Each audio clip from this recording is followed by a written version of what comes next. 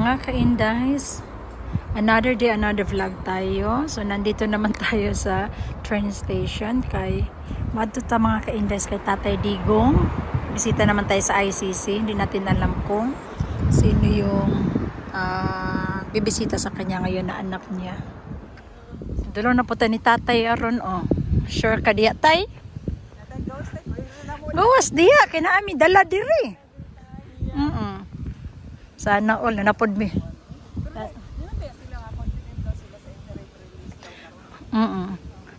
I hope daw nga before the September makagawas na sa Tatay Digong. Ginaot jud ta ana. Correct. So nas Tatay diha o na sa castle. Oo. Na siya diha. Ako din nagkiti o nagyud kay do na kasi kuya appointment. Na siya diha. Bisag na appointment sige. Masa din ako ang Tatay oh. ka-appointment. Ano man? Mao ba? Nas Tatay diha siya. Diha siya. Gusla mi tay. Ha?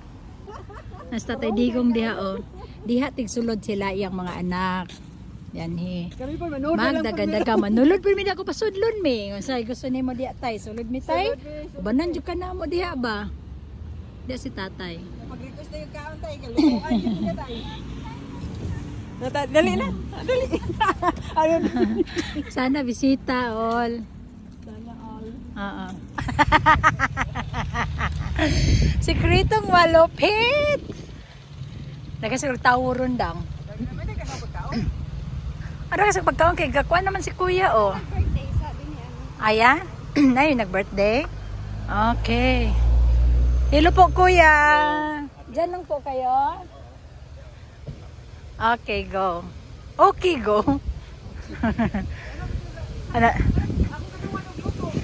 Oh, nanang po siya og dala na po siya pagkaon oh.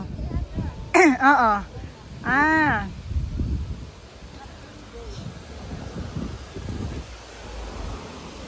Dagan kay tao sa Duterte rong adlaw.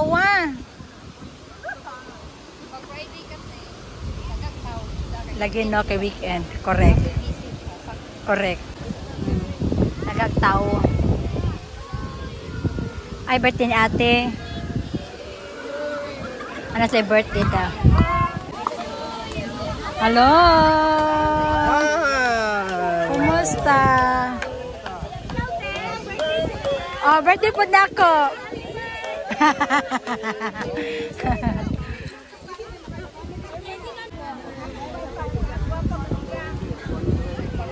Dagag bago? Dagag bago ay. Bago me. Bago mo? Taga-asa te? Ako taga Germany pero taga Babak Davao. Ah, di ba sa Germany? Doon mi dapit sa Düsseldorf. Ah, Düsseldorf. Dito sa Duterte. Germany mo tanan. Kamo? Island. Dublin Island. Ah, nakagtao ba sa Friday? Iligan. Iligan. Philippines, Davao. Ah, Davao. Okay. Maayo. Tatay Diggs, ikaw na talaga. Kagawas sa yung katay. Manifest din nato ni. Before 23, gawas na ka ba? Manifestation din nato na tay.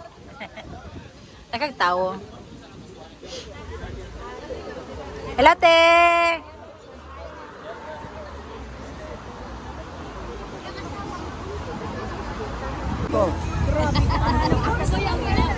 Nana sila, padulong na sila diritanan.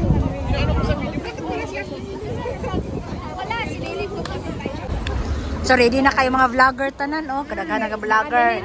Yeah. Sige. Sa Chloe manggugko. Chloe ba?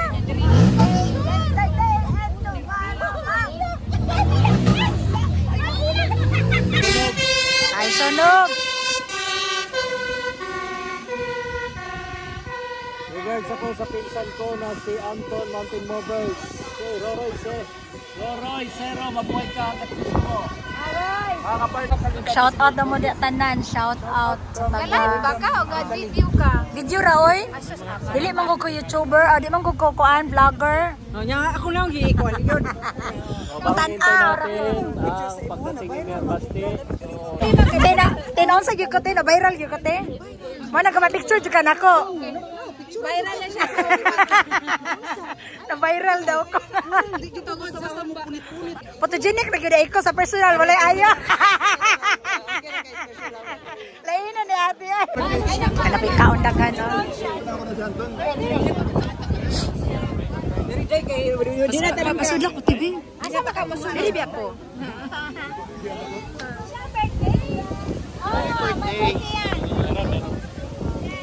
Banat bay, shout out. Hindi, i-shout out na muna si Inday Lindy be. Shout out, Inday. Lindy, Lindy. si Landy. Kayo vlogger. Na sila. Yan, parating na po si Mayor na party. Hello po.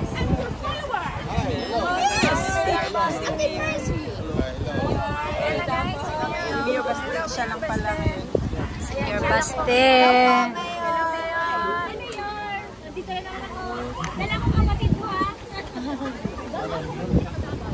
Yan guys. Ayan na si Mayor guys. Pang-taptan na si Mayor. Oh. Mic. Dagan. Dagan kay tapot. Oh. Ay mo kanta yun ay ka. Mayor, kanta Mayor ha. Dagang pangutana, kanta na lang ko. Sige. Dami microphone.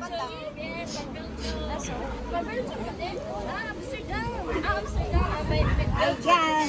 Ang daming microphone. Gawin nilang Madabi necklace. kadagkan kay Yan, tao. guys, ayan. Agi, Quentin. Yan ang ating guwapo. Ay, Baste. Duterte. Oh, niya. Kanta na. Kanta sa Mayor. Kumukanda ko, din ako mo to bago pangutana. Pili mo. Ano sa may usa kanta? Pwede duha, kanta.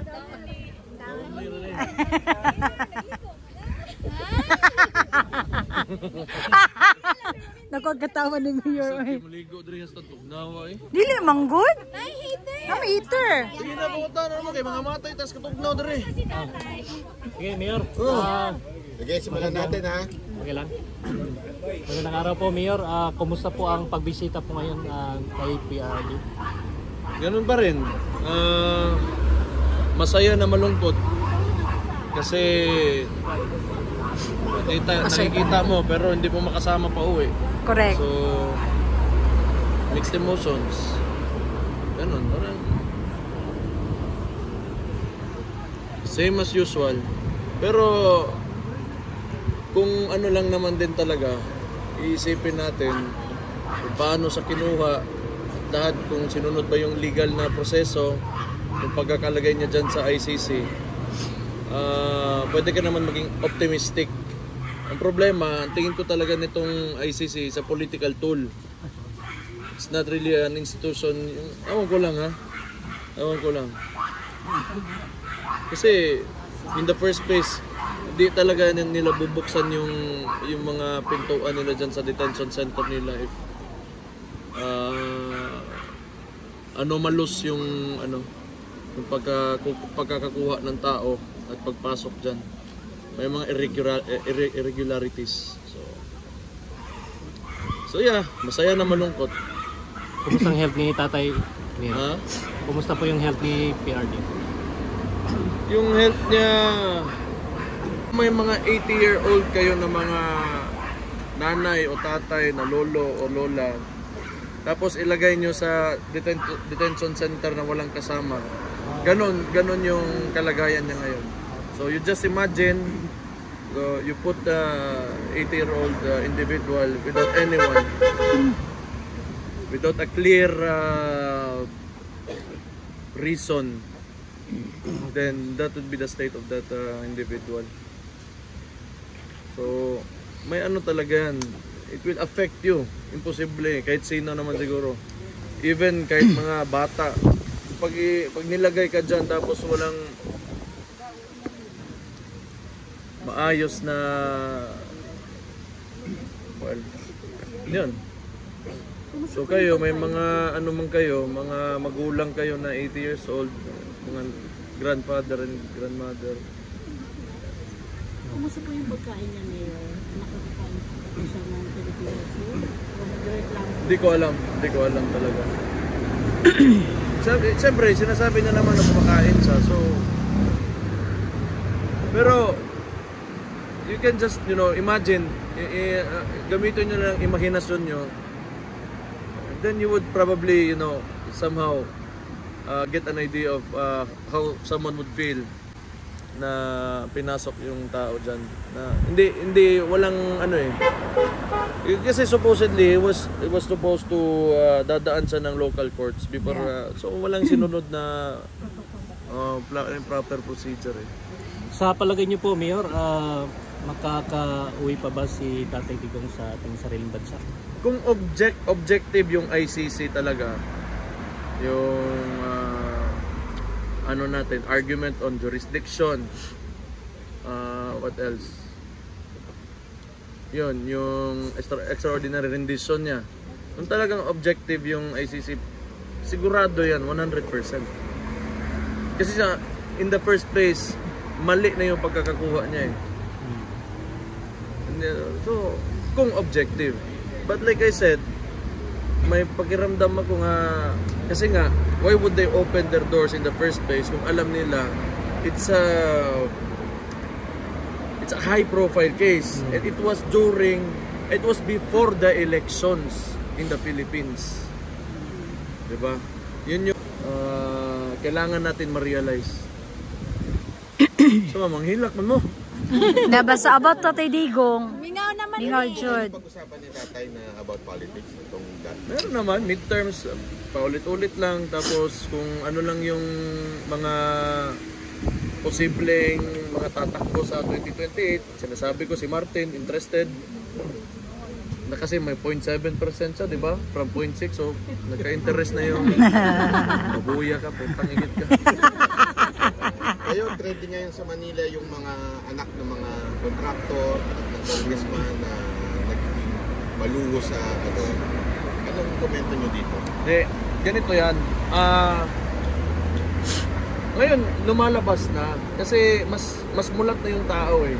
Yung Pilipino, alam na natin na di naman kailangan talaga sabihin mo na mahirap ako, ganun-ganun. Pero, tama naman yung nagsisirculate ngayon. And noon ko pa sinasabi to during my podcasts na hindi mo kailangan utuin yung mga tao na hindi ka mayaman. Pero wag ka lang masyadong magyabang dyan kasi maraming naghihirap at nagugutom. Correct. At saka hindi ka nagiging magandang ehemplo sa mga tao na gusto rin pumasok sa politika, sa mga bata, at sa mga tao na nasa palibot nyo.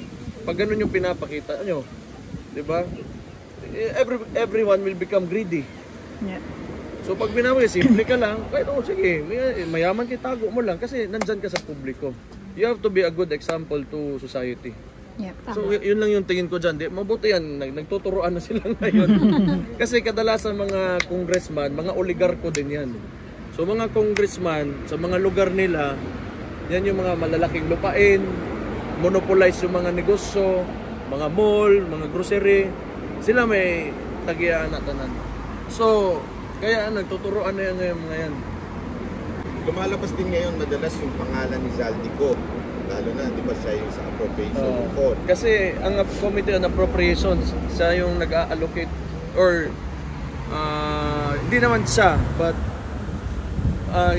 he can influence the allocation of the budget or the resources of the government. Do you think kailangan na siyang lumabas sa public at para paliwanag itong mga nangyayari? Hindi, yung tanong kung nasaan na ba yun si Zaldico.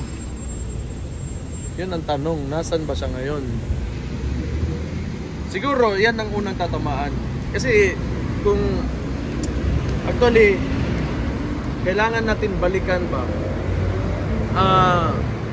kung pinag-uusapan natin yung flood control projects, ngayon lang yun lumabas. Yeah. Pero for the past 3 years, ang ginawa ng administrasyon, kaya wala rin tayong infrastruktura, kung meron man, gibarat, naging ghost projects na flood control, nakakagulo na sila ngayon, nagtuturuan na. Yeah. So maganda yan. Pero tandaan natin anong ginawa nila sa pera for the past 3 years. Yung ginto na binenta, yung PhilHealth, 'di ba? Kailangan pa nilang sumagot sa Korte Suprema at lagi namang napopospone at namumove. Ngayon, nandito lang tayo sa flood control projects kasi nagiging platform din for, I think, aspiring politicians that will run for the 2028 elections, but dapat lahatin natin yun. Hindi lang yung flood control projects. Nakita natin lahat nung eleksyon kung paano ginamit nila yung ayuda for as indirect vote buying, na yung mga politiko mismo nandun talaga sa court along with DSWD nagdi-distribute ng pera ng taong bayan. Sa pa yan. Ay, palo si tatay nga naami permanente dire. Oh. Oy. Yes, ma'am. Ako gingnan nga naagid no. Kasi siya dapat dire. Hindi siya kabalo. Siguro makita. Pero makatukob siya mayor. Sige, Mayor. Ito. Dili siguro. As a local executive po, Mayor, pagbalik niyo, kasi sabi kahapon ni VP Sara, meron kayong master plan sa Davao. Marami Master plan on Yes. flood control. Pero hindi na bibigyan ng budget from the national Yes. government. So, sa inyo pong point of view as a local executive. Ganito yan, historically, hindi lang naman Davao talaga. Ang unitary system of government talaga ng Pilipinas, centric na mga politicians. So hindi lang yan Davao, Mindanao, other parts of Visayas, probinsya.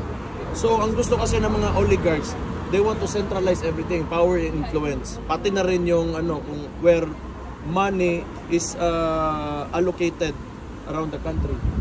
So pag ganun lagi yung sistema ng politika natin, this is not only Davao.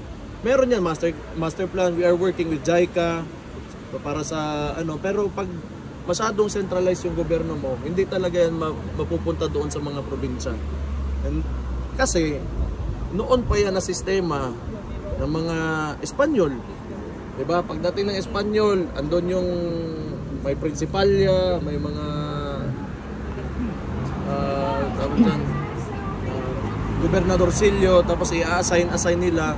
System of patronage yan. Okay? So, ngayon, pinasa sa Amerikano, ito yung magandang, pag take over ng Amerikano, sabi ng Amerikano, ito yung magandang sistema na mas madali makontrol yung bansa. Pero, nagbabago yung panahon eh.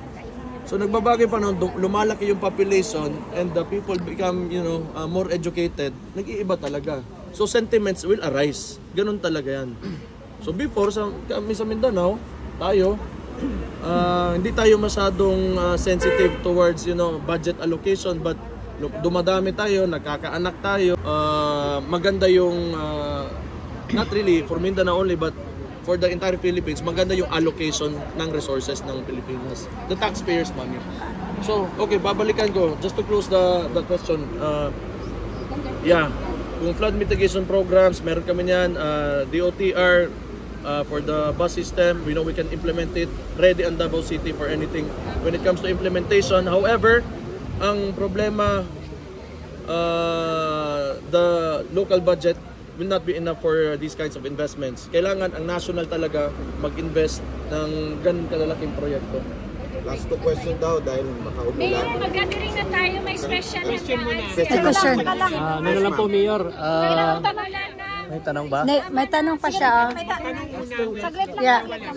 Ano na lang po, Mayor? Mensahe po sa September 23 sa mga kababayan natin Pilipino na pupunta dito sa Dahig para suportahan si PRD. Sige. That is my question. Di ko naman kayo iniimbita, pero kung pupunta kayo, sasamahan ko rin kayo dito kasi ginagawa nyo to para sa tatay ko eh. So, kung marami-rami tayo, di mas masaya. Yes. Di ba? I-question ka lang yan kay Abante. Any comment dun sa sinabi ni Abante about your comment na PR stunt lang, tapos eventually your brother na sumagot din? Hindi ko alam kung bakit siya sumagot, hindi ko naman siya kausap. Tapos natalo man siya. Kaibigan niya lang yung Comelec. Yung tao na yan. Ba't ako makikinig sa kanya? Well, anyway, sinagot siya ng kapatid ko. Transparent naman yung DPWH at yung kapatid ko kung gusto talaga nilang tingnan. Wala kaming problema dyan. Right. Kayo, yung may problema, tingnan yung mga sarili niyo, mga ulol. Good. Last question. What is your From European media, what is your good advice to the Filipino people around the world that is coming here for September during the presentation of legal case of the former president? Yeah, we just have to remain optimistic, and prayers are very powerful.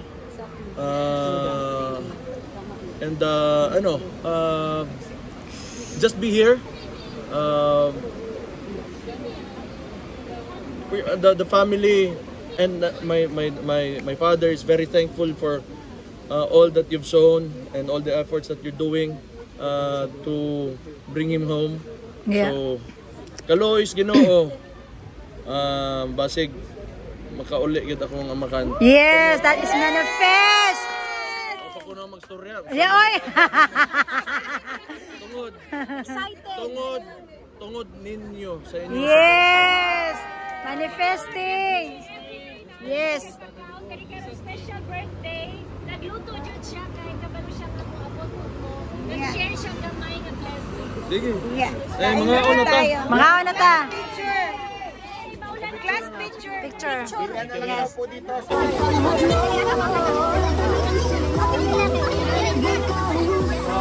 Sa dagang taon, sayang.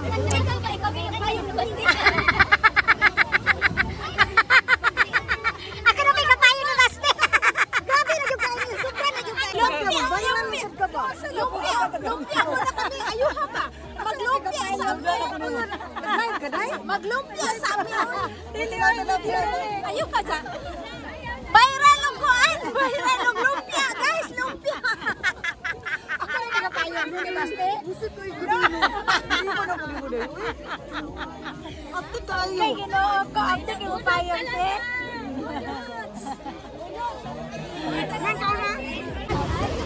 Ay, wala ka dito pa noon. Kasi mag-style ko lang sila.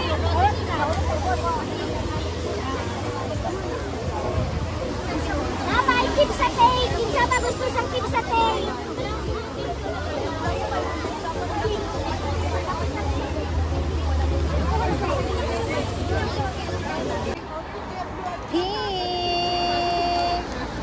What is your name? Monica. Hi, Monica. Say happy birthday to Mama. Happy birthday, Mama. You sing happy birthday. Happy birthday, Mama.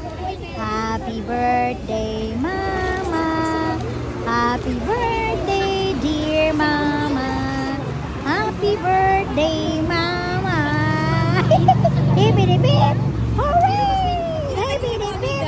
Hooray! Hip-hip-hip. Hooray! Mama's birthday! See you next time. Bye-bye. Scotland? Miss Scotland. First time niyo? Oh, first time na mo. London. London. I'm from London po. London. Many hours later. Kape muna tayo mga ka-indes bago umuwi. Bye!